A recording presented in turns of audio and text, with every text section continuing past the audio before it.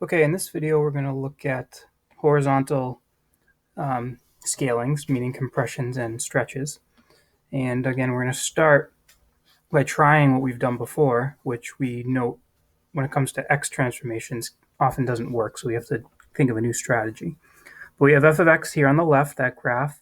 We've got the points in the table, and we have g of x defined to be f of 2x. So as usual, the first thing to try is just plugging values in. So let's try plugging the values in the domain of f into g. So we see that g of 0 equals f of 2 times 0, f of 2 times 0, which is f of 0. And we know what f of 0 is, that's 1. So we know that the point 0, 1 is on the graph of g. Let's try another one, g of 2. That would be f of 2 times 2, which is f of 4. And we know that f of 4 is 3. So we get the point 2 comma 3. So far so good, but I think we're going to have an issue here. G of 4 would be f of 2 times 4, which would be f of 8. And we don't know what f of 8 is. Okay, f of 8, we can't evaluate because 8 is not in the domain of f. And a similar thing would happen here. We would end up getting f of 10, and we don't know what that is. So this strategy doesn't work. As usual, the strategy is to think in the reverse. We want to know what x values we have to plug into g that would result in the inputs turning into the inputs we know how to evaluate using f. And so what I mean by that is I'm going to plug in, or I'm going to copy down the domain of f right below the 2x, 0, 2, 4, and 5. And the reason I'm going to do this is because, I mean, if f is, if we're inputting these values in for f, then they're going to become f of 0, f of 2, f of 4, f of 5, and we know where f sends those by the table above. So to point out what happens here, let's just, again, as usual, to keep our consistency, we know that f of 0 is equal to 1. What we want to know is what new value would we have to plug in for x to yield the same output. And that would require us to know that what the x value is to make 2x equal to 0. But that means x is 0. Okay, so that point we actually had above. But what about if I said, we know that f of 2 is equal to 3. What new x value would we have to plug in to yield the same output?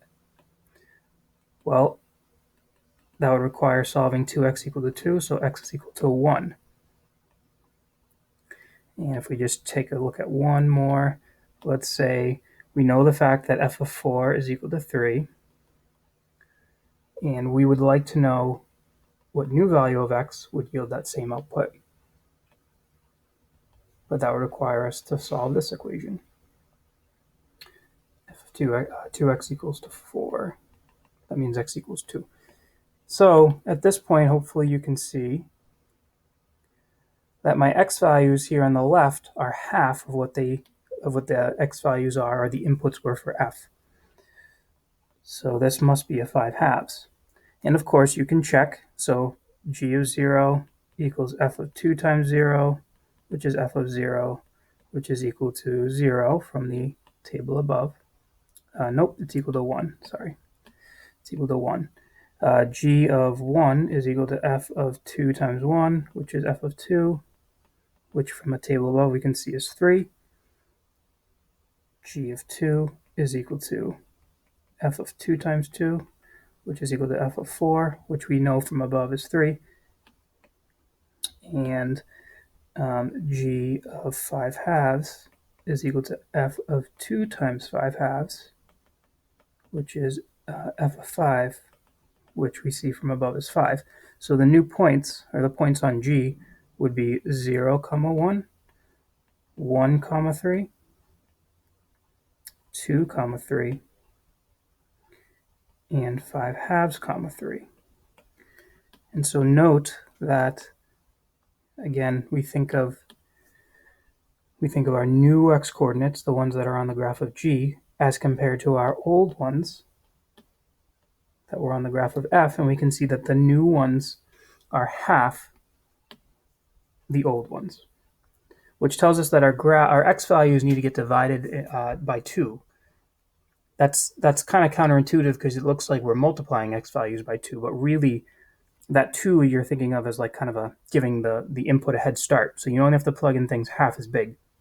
And you can see here graphically that it causes a horizontal scaling by a factor of a half, and the graph is compressed by a factor of a half. So to generalize, we see that by the fundamental graphing principle, if a comma b is on the graph of f of x, then f of a equals b.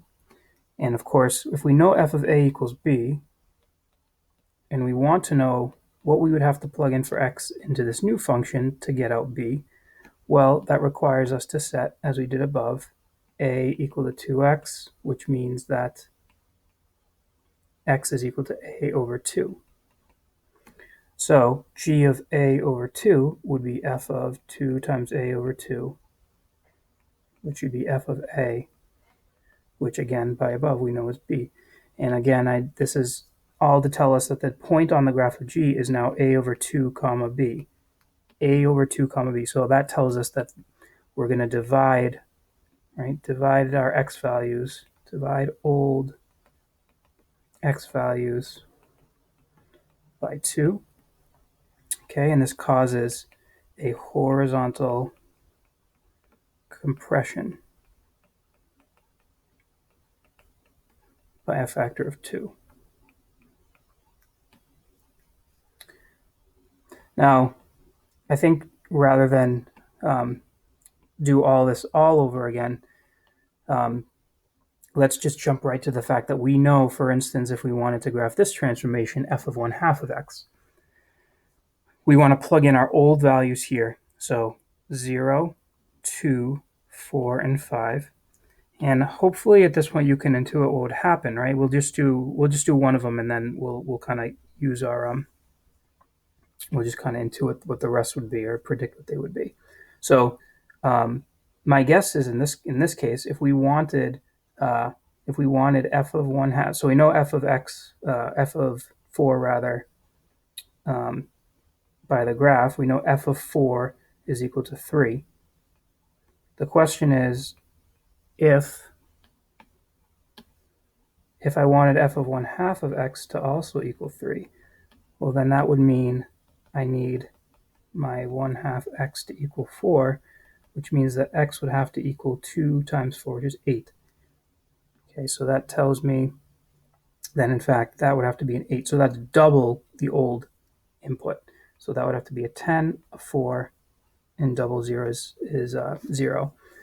So our new outputs would be, our new inputs rather would be 0, 4, 8, and 10. And our old output, the outputs are the same, right? This is a transformation on x values, not y values. So 1, 3, 3, and 5.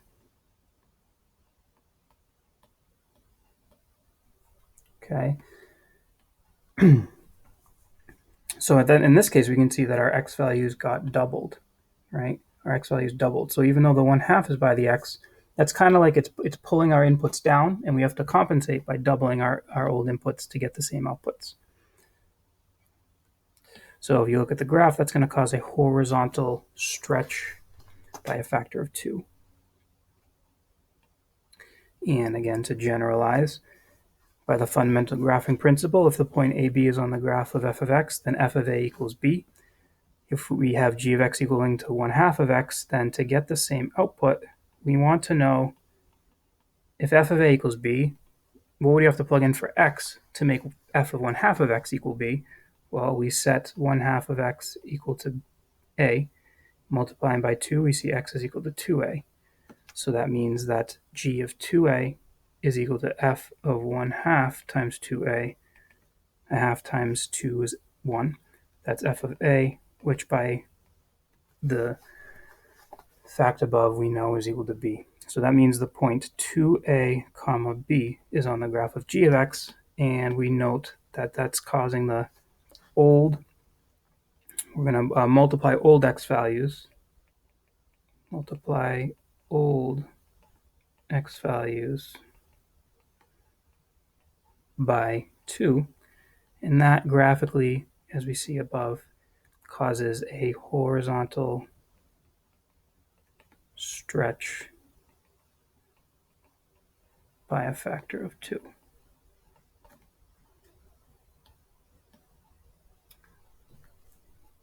So just take note of that, right? The opposite, when it comes to x values, it's sort of the opposite of what you would expect. It's kind of like it has to overcome something.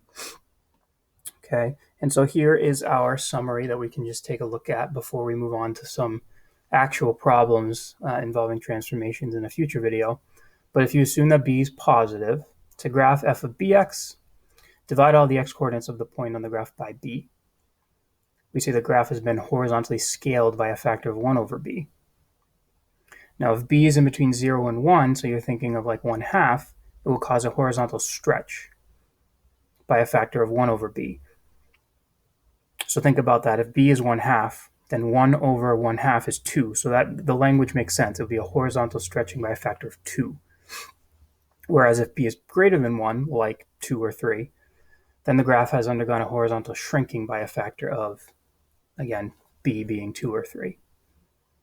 So that's takes care of all the transformations. Those were non-rigid transformations where the shape actually changes. And in a future video, we're going to kind of put it all together and look at how we can apply these to actually deal with transformations of real functions.